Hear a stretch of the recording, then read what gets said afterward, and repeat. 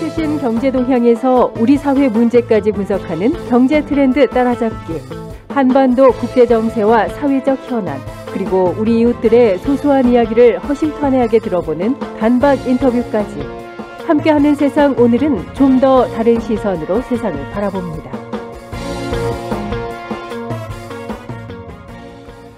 네, 러시아 푸틴 대통령이 북한을 최근 방문해서 포괄적 전략 동반자 협정을 맺었습니다. 자, 공교롭게도 그 시간에 중국은 우리 대한민국과 한중 안보 대화를 진행했죠.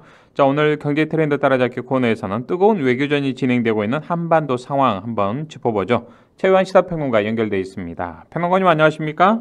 예, 반갑습니다. 최유한입니다. 자, 일단 먼저 이번 푸틴의 방북과 28년 만에 이루어진 동맹 복원 선언 등 북러 정상회담 총평을 좀 해주신다면요? 북러 정상회담이 인정하고 싶진 않지만 한반도를 중심으로 한 국제 질서의 향후 행방에 있어서 굉장히 커다란 분기점이 되었다라고 말씀드릴 수 있습니다. 지금 국제 질서는 냉전 종식 후에 미국 중심의 일극 체제가 차츰 붕괴되는 상황이에요. 그 힘의 방향은 지금 중국과 인도, 러시아와 브릭스 국가들로 조금씩 전이가 되고 있는 상황인데, 이거 자체를 인정하지 않으면 대화가 되지 않습니다. 특히 한국 보수 세력이 하늘 같은 미국의 힘이 약화된다? 인정하고 싶지 않은 현실이긴 하지만, 그럼에도 불구하고 일극 체제에서 다극 체제로 변화하는 것은 부정할 수 없는 객관적 상황입니다. 이런 와중에 그간 주도권 차원에서, 헤게모니 차원에서 한반도에서 잠잠했던 러시아가 이 변화된 국제 질서와 전략적 환경 속에서 북러 관계 성격의 근본적인 변화를 이번 동맹 복원 선언을 통해서 이렇게 천명을 한 것이고, 이 선택이 네. 동북아 안보 환경에 굉장히 커다란 파장을 미칠 것이다, 이렇게 말씀드릴 수 있습니다. 예. 조금 더 한 발 더 들어가 보겠습니다. 평론가님의 이제 말씀처럼 북러 관계의 근본적인 변화를 천명했다고 하지만 러시아와 북한 사이에는 꽤 온도차가 있다는 이야기도 나오고 있더라고요. 어떻습니까? 김정은 위원장은 이 정상회담 후 이야기할 때 계속 강조하는 것이 동맹관계라는 새로운 높은 수준에 올라섰다, 이렇게 얘기합니다. 네. 동맹관계라는 것은 서로 간에 의무가 생겼다라는 거예요. 남한이 미국과 동맹 차원에서 한미 상호 방위 조약을 맺고 있는 것처럼 북한도 북러 동맹, 그러니까 유사시 군사적으로 돕겠다 약속했다라고 이야기를 합니다. 이것도 우리나라 언론에서 대대적으로 일이 있으면은 러시아가 바로 개입한다 이렇게 해석을 하던데, 전 조금 달리 해석하고 있어요. 그래서 푸틴 대통령이 조금 생각이 다른 것인지 온도차가 좀 있습니다. 포괄적 동반자 협정이라고 얘기하면서 한쪽이 침략당할 경우 상호 지원을 제공한다라고 얘기했지만, 실제 제도적으로 뒷받침되고 있는지는 좀 불확실하다. 왜냐하면은 예전에 1996년에 폐기됐던 조소 우호 협조 및 상호 원조 조약을 대체한다고 볼 수 있지만, 이게 지금 유사시 자동 군사 개입이다 라고 얘기한다면 이게 복잡해지는 것이, 네. 이건 포괄적 전략 동반자보다 훨씬 더 위선에 있는 전략적 군사 동맹이라는 이야기거든요. 이 논리대로 한다면은 자동으로 군사 개입한다라고 한다면 북한이 지금 당장 우크라이나 전선에 투입돼야 된다는 소리예요. 그래서 저는 자동 개입 조항으로 보기엔 시기상조 아니냐.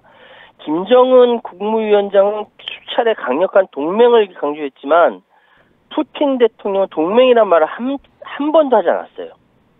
여기서 중요한 건 뭐냐면 그 유사시 자동 군사 개입이란 4조의 문제인데, 네. 여기에 구체적인 실행 계획이나 연합훈련 등 제4조 실행 준비가 없습니다. 북한과 중국 사이에서도 우호협정에도 자동 군사 개입 조항이 있어요. 그런데 그게 사문화되어 있거든요. 북한과 중국 사이에. 왜냐하면은 실행 계획이 별도 마련되어 있지 않기 때문에 그렇습니다. 그래서 이거를 지금 와서 설레발 치면서 바로 유사시에 개입할 것이다라고 얘기하는 것은 좀 빠른 거 아니냐. 예. 예. 이 실행 계획이 없어서 그렇습니다. 그렇군요. 자, 그렇다면 이 이른바 포괄적 전략 동반자라는 차원에서 서로 서명까지 했는데 의미를 좀 해석해 본다면 이 어떻다고 볼 수 있습니까? 어렵습니다. 말 이게. 그대로 이게 포괄적, 군사를 포함한 다양한 분야에서 전략적, 장기적이고 큰 틀의 협력을 한다는 것이고, 동반자, 북한과 러시아는 대등한 위치에서 우호적으로 대한다 이런 의미인데 지금 러시아의 대외 관계 수준은 설린 우호 관계, 협력 관계, 전략적 동반자 관계 그리고 전략적 협력 동반자 관계가 있어요. 그리고 네. 나서 전략적 동맹 관계예요. 전략적 동맹 군사 동맹 얘기하는 겁니다. 그런데 러시아하고 우리나라가 2008년에 전략적 협력 동반자 관계를 맺었거든요. 북한 여기에다가 하나를 더 붙여서 포괄적인 전략적 협력 동반자 관계라고 붙인 거예요. 예. 그러니까 사실 이 부분은 외교의 언어는 사실 이 언어, 그러니까 다양한 수식어를 붙여서 변형된 관계를 이어갈 수 있기 때문에 좀 유익 있게 봐야 합니다. 예. 자, 뭐 수식어는 그렇다 손 치더라도요. 유엔 안보리 제재 결의상 금지된 북러 군사 협력 문제인데 이건 뭐 대놓고 제재 결의를 거부하겠다라는 의미인가요? 어떻습니까?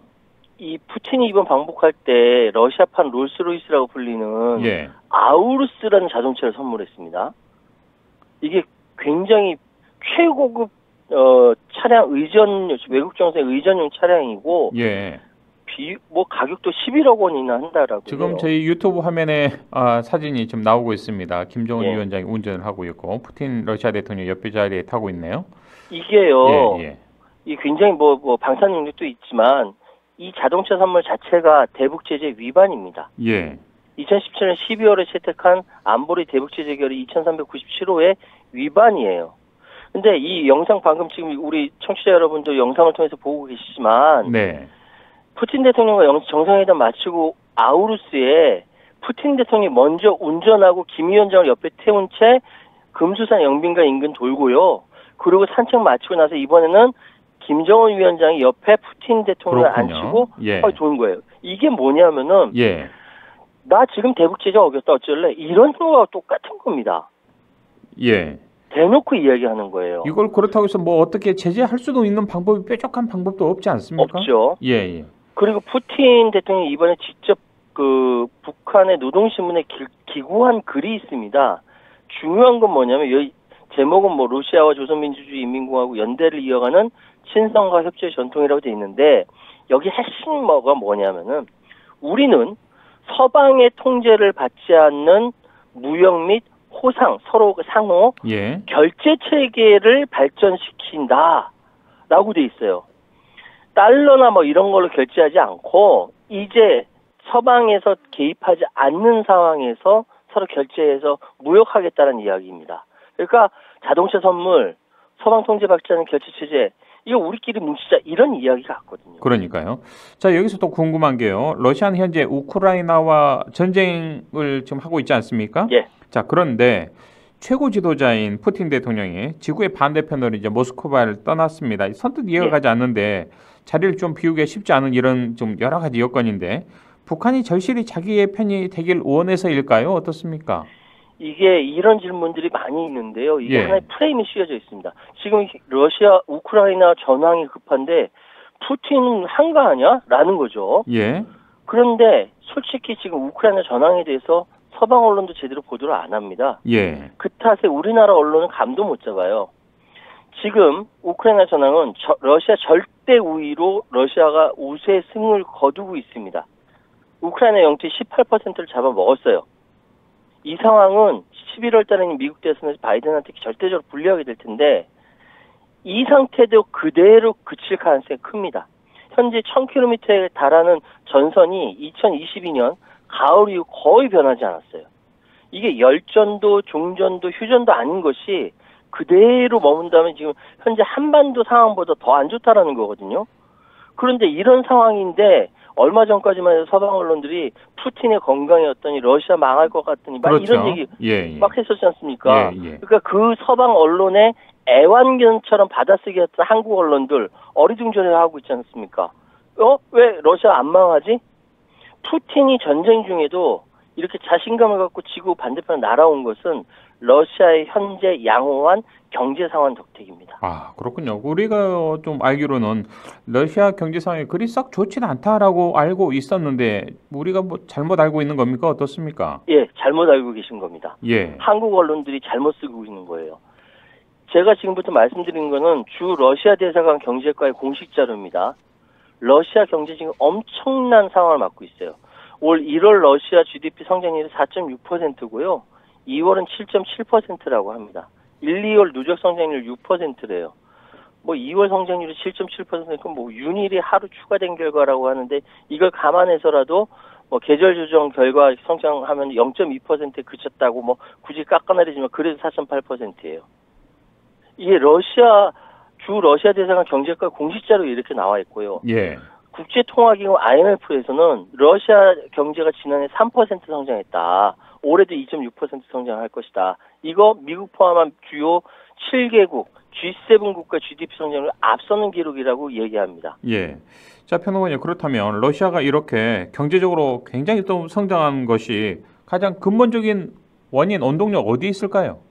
한마디로 말씀드리면 러시아 경제가 군수 경제로 전환되면서 크게 약진한 거예요. 이게 신의 한 수예요. 예. 그러니까 사실 맨 처음 전쟁 벌어졌을 때 서방 진영이 러시아에 엄청 제지했잖아요. 그럼요. 예. 휘청거렸거든요. 그렇죠.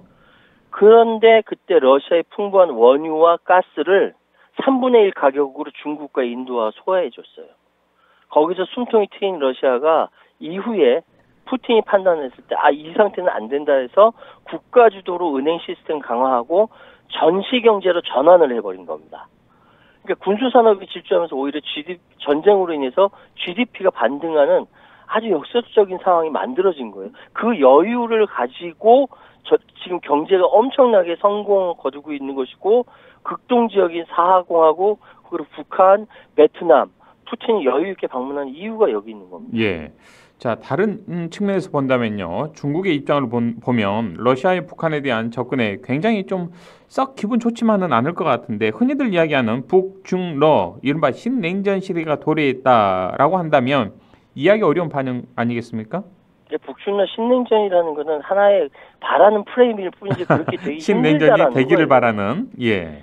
이번 린젠 외교부 대변인에게 푸틴 대통령의 방법에 대해서 물어보니까 굉장히 기분 나빠하면서 뭐 그 나라 그렇게 하는 거다. 뭐 내가 논평은 적절하지 않다라고 이야기를 했는데 중국은 러시아 성장을 절대 바라지 않습니다.